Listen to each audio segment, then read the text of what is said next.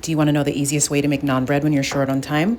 Fun fact, you can buy a bread maker and not ever make any bread in it. You can just use it to make the dough, which is what I'm about to do right now. Okay, I forgot to record this initial part, but in here there's 1/3 cup of warm milk, 1/3 cup of warm water, and 2 tablespoons of olive oil. 1 tablespoon of instant yeast is going in. Stir, get it all incorporated. Now here's the easy part, go get the bread maker. This might be my favorite kitchen accessory. Okay, in a perfect world, I would let this mixture sit for a little bit just to let the yeast activate, but I thought about this idea a little bit too late, so we're just gonna mix it and pour it in. This is going in the bottom of the bread maker. Then I'm gonna get my flour. 1.5 cups of flour is going in. If you are not used to making bread, do not measure your flour like this, use a scale. Now on top of my flour, I'm gonna add a tablespoon of salt. You do not wanna put your salt with the yeast mixture because it can kill the yeast. So make sure you're layering your yeast mixture on the bottom, then you're putting flour as a layer, and then you're putting the salt on the top of that.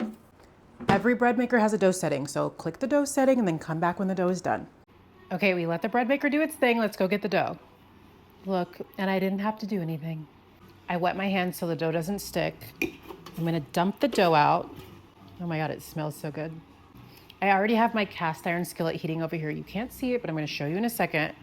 1, 2, 3, and 4. They're a little sticky. They're stickier than I want them to be, but we're gonna be okay. Because they're stickier than I want them to be, I'm gonna actually roll out some flour so it doesn't stick to the board. And then I'm just gonna roll them super thin, and I'm gonna throw them straight onto the dry cast iron skillet. So this guy is gonna go into my hot cast iron skillet, and boom. Now, to top it off, I'm gonna melt some butter, chop up a little bit of fresh parsley and cilantro and garlic, mix it all together. Once the bread comes hot off the skillet, just rub the butter mixture all over it, put as much or as little as you want, and then when that's done, just top it off with a little bit of salt. You guys, fresh baked naan is always a good idea. If you saw my recipe of the Thai chicken thighs, I paired the naan with that. I made some fresh veggies, and look how beautiful that looks. Here's a little snapshot of the chicken. Go back a couple videos to see the recipe for that. And then little baby Jay had her own plate as well. Bon appetit, you guys. Let me know if you'll try making the naan.